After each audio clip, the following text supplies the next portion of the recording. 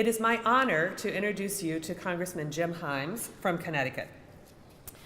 Congressman Himes represents the 4th District of Connecticut, and he was born in Lima, Peru, to American parents. He spent his early years in Peru and Colombia, and he's fluent in both Spanish and English. Prior to his service in Congress, Congressman Himes ran the New York City branch of the Enterprise Community Partners, which is a nonprofit dedicated to addressing affordable housing and challenges of poverty. When I worked in Connecticut many years ago, I first met Congressman Himes, and we were thrilled that he was elected to the district to represent a very wealthy area of Connecticut, although it's an area that also has a great deal of poverty. And he's done so in a remarkable fashion. And I just want to give you 5 minutes worth of thanks. You're here for an important reason that is both important and functional. And you're here because of your values. We're here in this place. You're here with the friends. You're here to advocate for decency in our immigration policy because of your values.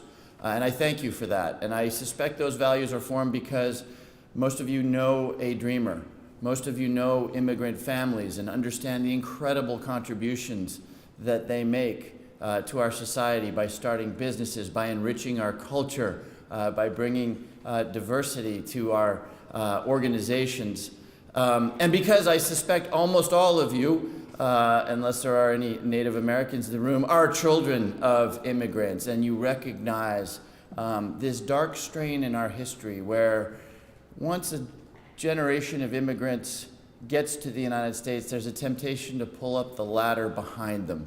It's been going on for 240 years. First it was the English against the Irish. It was then the Irish and the Italians against the Jews and the Chinese, and it goes on and on and on. And I obviously don't even need to touch on our brothers and sisters in communities of color who today, be they Muslim, be they Hispanic, be they African American, who are on the other side of that instinct.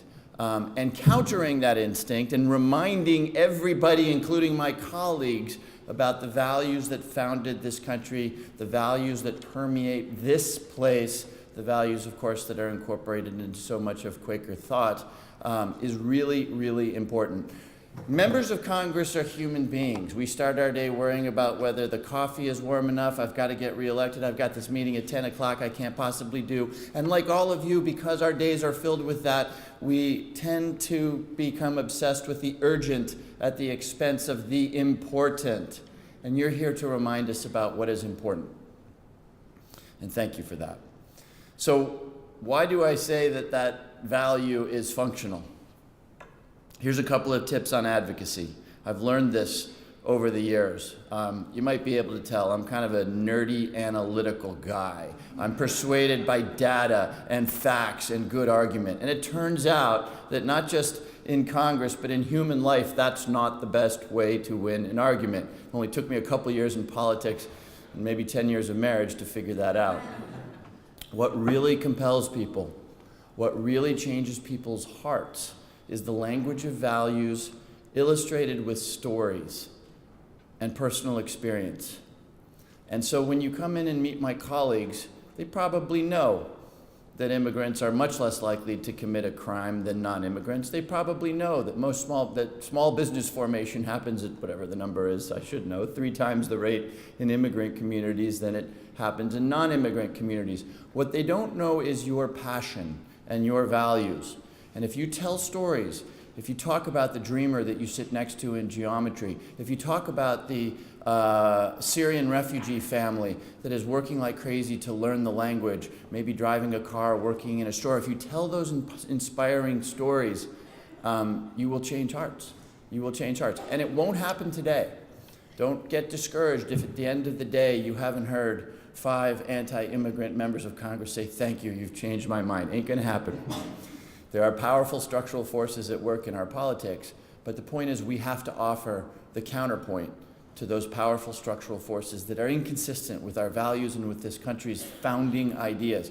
And the work you do today, it's a big push in the right direction. It's not gonna win the day, but it's a big push in the right direction. I have to remind my friends that are so passionate about gun safety. And I'm looking, I think, at a room full of high schoolers. Am I right about that? College. Sorry, guys. Haven't had coffee. A few high schoolers? Okay, good. Anyway, my point is obviously that your generation has been newly mobilized by what happened in Florida.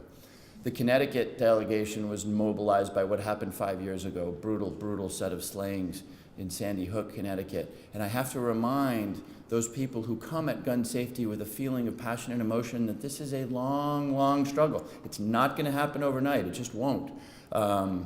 I often draw parallels to the civil rights struggle. The civil rights struggle, which is one of the really, truly amazing, as yet unfinished accomplishments in American history, went on for years. It still, frankly, goes on, but it went on for years. It sustained the murder of its activists. It sustained a state campaign of terrorism against those people who were standing up for civil rights. And the people who won the day didn't give up because they didn't win on a single day. They didn't give up because somebody got hurt. They used the adversity. They used the challenge to recharge their batteries in the morning and to go right back at it. And that's how we're going to change hearts on Capitol Hill on gun safety, and that is how we're going to change hearts on Capitol Hill on immigration. You have the advantage of flowing in the direction of our values. Again, we are a country of immigrants. That's the way our values flow. Immigrants add immeasurably to the richness of our country. And of course the Dreamers, and there are probably some in this room, and you know some of them, the Dreamers, of course, are an unbelievably compelling story. So I'll close where I began, which by saying thank you for what you're about to do. Stay strong, give it a good day's work, and I promise you the work you do today will make a difference tomorrow.